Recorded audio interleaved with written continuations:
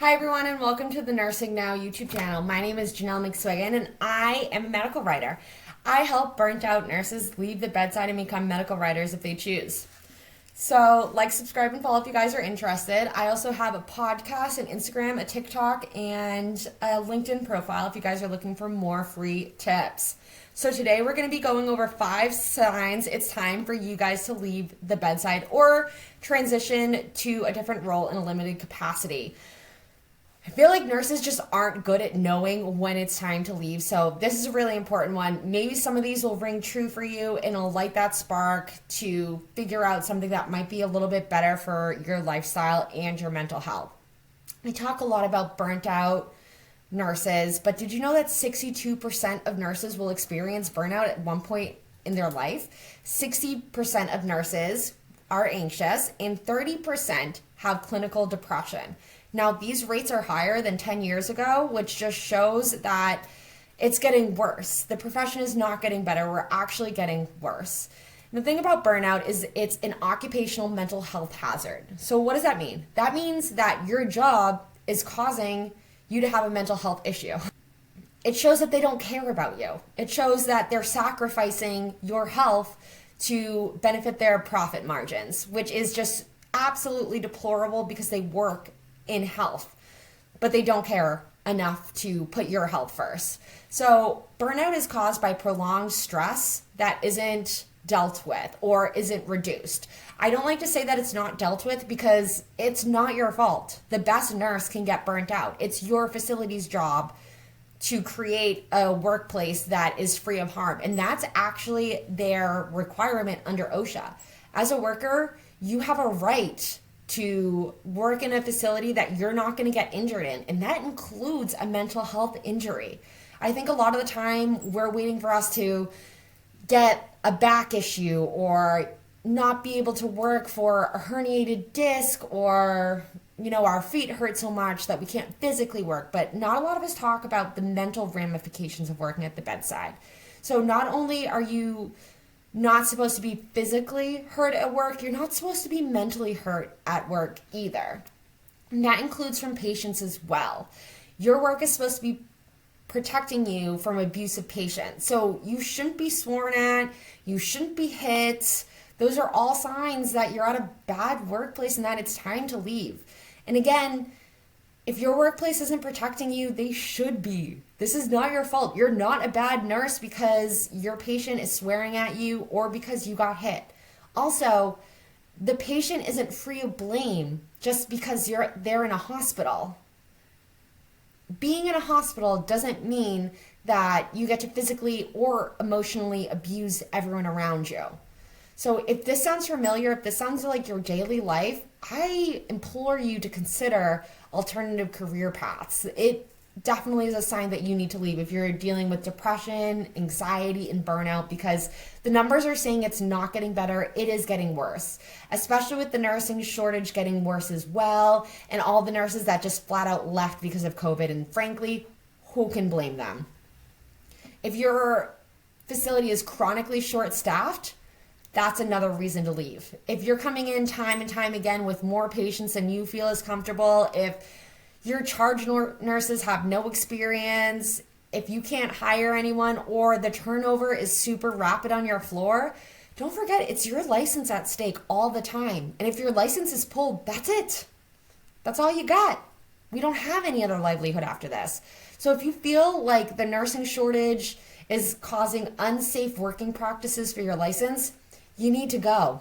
And I've quit jobs because of unsafe working licenses. I've actually had to quit 2. And 1 I didn't even give a notice to, because that's how serious I am about protecting my license. I would much rather protect my own license and burn a bridge than not have a license at all. Remember, you do not owe your facility anything. This is a job. This is not a calling. You are a nurse and you have a career. You are not a martyr. You are not sacrificing anything for your facility because they do not care about you in that way. If you lose your license, they don't care. They're not going to be supporting you in your other career. You think they're going to still give you a paycheck? They're not. You need a license for a paycheck for them. So you should always be very defensive with your license. If you feel like something's off, you need to leave and seek alternative methods for employment. But sometimes it's not that obvious that you need to leave. If you feel like there's no upward movement, it might be time to go too. That happened to me at one of my jobs. I felt like there wasn't a role above me to transition into. And so what was the point of, anything? There was no upward growth. I could get a raise every year, but I could never get a promotion. I could never learn a new skill. I could never leverage myself to a new role within that. I could never become management because there wasn't a pathway for it.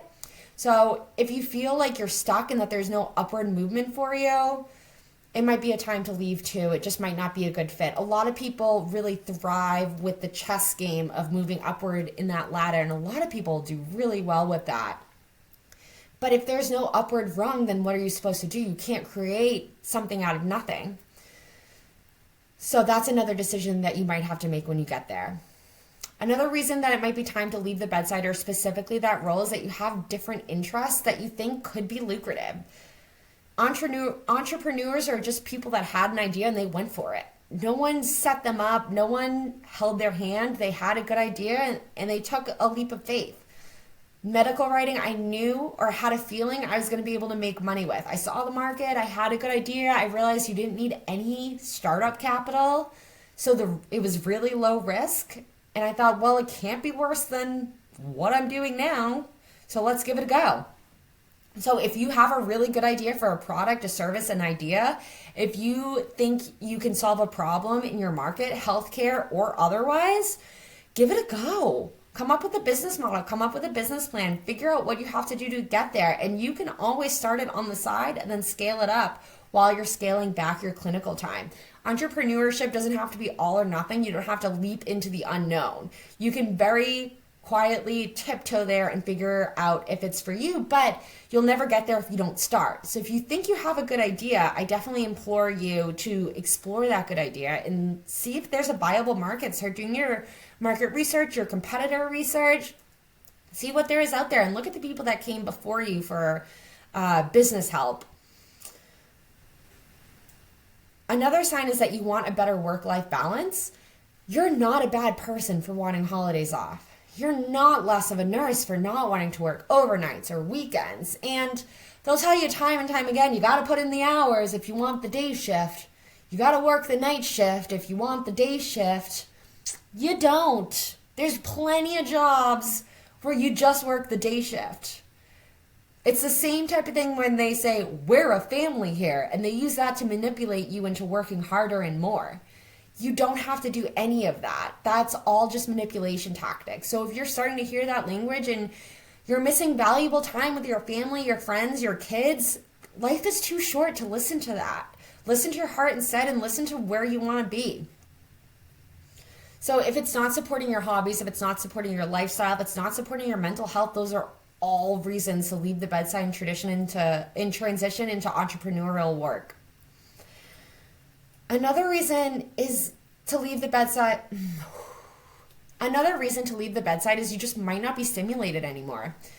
I know for a while I was just really bored with one of my jobs. It was really low acuity, and I feel like I learned everything that I had to learn there. So I was just going in and just counting the time until I left. And not to toot my own horn, but I'm just way too smart to be sitting there wasting my brain. So if you feel like you might be running at a higher frequency than your job, it might be time to take a step back and find something else anyways. Especially owning your own business is such a stimulating thing for you to do. You're always experimenting with new ways that you can stimulate the market or sell a product or find a way to do something, meet a goal. So if you're feeling like your job just has no upward growth and you've learned everything and you're just kind of bored, owning your own business might be a really good option for you.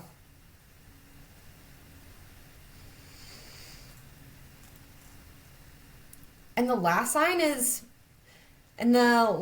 that it might be time to leave the bedside is you just want to. Sometimes you don't need a sign, you don't need a reason. life is too short and you're just one person on this floating rock in space, and sometimes you just want to change, and that's okay. There are different ways that we can use our nursing license, and it doesn't mean staying at the clinical role. If you're curious about other things, give it a go. Sometimes you don't need this catastrophic moment to push yourself in that direction. You're just curious and you want to go. So the last reason is you don't have a reason. You don't need one. So if you think it might be time to leave the bedside, there's tons of options. We talk in the podcast about legal nurse consulting, medical writing, health coaching, and we do specific interviews with experts of each of those. So definitely pop on over there for more information. You can also find my resources at willowbarkwriting.com, including courses to help you support you on your journey. Keep an eye out on the space for more information coming out. Thanks, guys. Bye.